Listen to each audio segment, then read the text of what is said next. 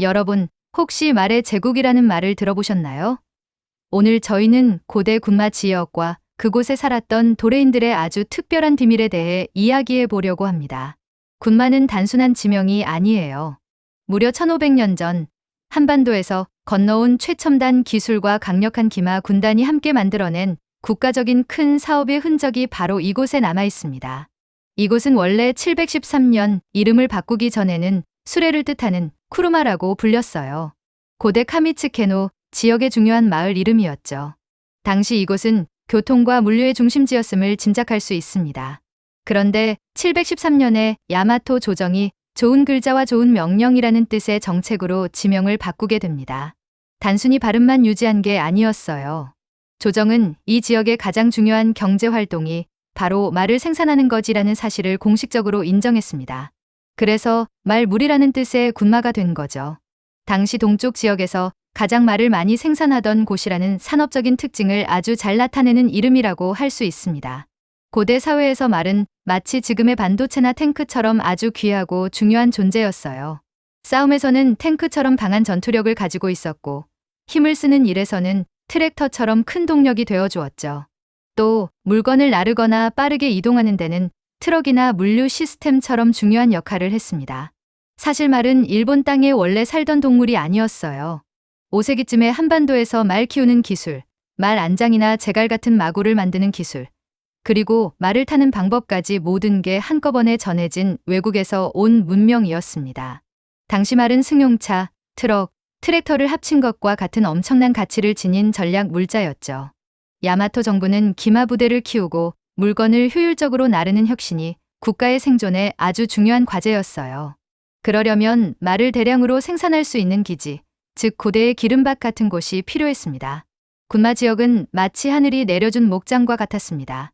아카기산과 하루나산 주변에는 넓고 완만한 경사지가 펼쳐져 있었죠.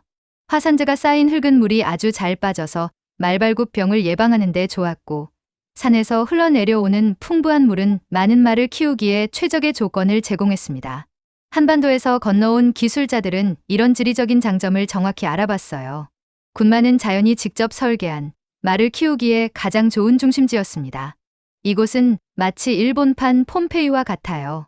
시라이 유적군에서는 약 1500년 전 6세기 중반에 있었던 하루나산의 큰 화산 폭발 덕분에 옛 목장의 모습이 그대로 보존되어 발견되었거든요. 화산재 아래에서 수많은 말발굽 자국들이 나왔는데, 이건 단순히 몇 마리를 키운 게 아니라 아주 체계적으로 대규모 목장을 운영했다는 확실한 증거가 됩니다. 화산 폭발이라는 비극적인 사건이 오히려 군마가 말의 왕국이었다는 것을 증명하는 가장 중요한 단서를 남겨준 것이죠. 놀랍게도 화산재 속에서 한 남자의 유골이 발견되었어요. 시부카와시의 카나이 히가시우라 유적에서 6세기 초하루나산 분화 당시 화산쇠 선류에 휩쓸린 채 발견된 이 남자는 갑옷을 입고 있었습니다. 그는 단순한 농부가 아니었을 거예요. 소찰갑이라는 갑옷으로 무장하고 있었다는 점은 그가 군사 지휘관이나 아주 뛰어난 기마 전사로서 이 지역의 방어와 치안을 담당했음을 보여줍니다.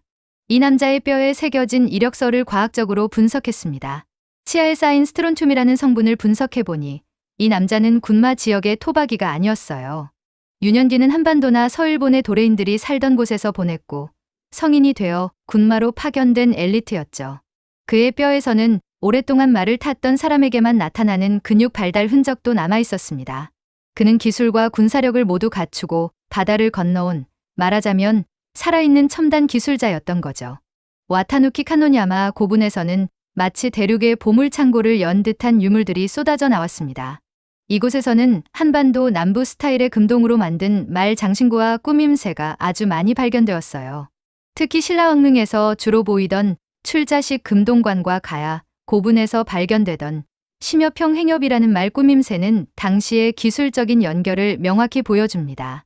거대한 암석을 다듬어 만든 석실 구조도 가야, 남서부 지역의 건축 기술이 직접 전해졌다는 증거입니다. 이때 도레인들이 일본으로 온 것은 단순히 피난을 온 것이 아니라 야마토 정부의 스카우트였다고 볼 수 있습니다. 6세기 중반 한반도에서는 가야 연맹이 무너지고 신라가 세력을 확장하면서 많은 피난민이 생겼어요. 하지만 이들은 단순한 피난민이 아니었습니다. 철의 왕국 가야에 뛰어난 제철 기술과 말을 타고 싸우는 기술을 가진 고급 인력이었죠. 야마토 정부는 북동쪽 지방의 에미시족과 대치하고 있었는데 이런 뛰어난 사람들을 군마 지역에 배치하는 것은 국방력을 크게 강화하는 신의 한 수였습니다.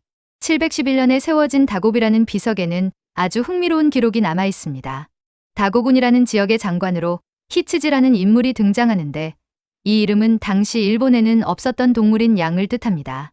그가 대륙 출신이라는 것을 강력히 암시하죠.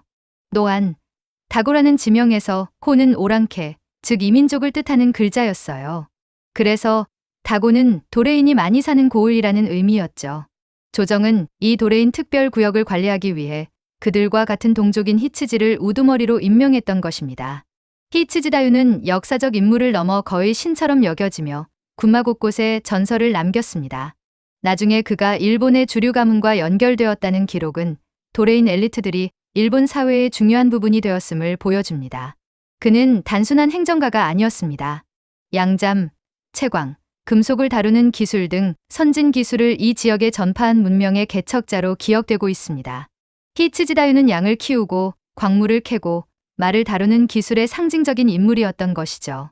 지금까지 알아본 고고학적 조사 결과를 정리해 볼게요.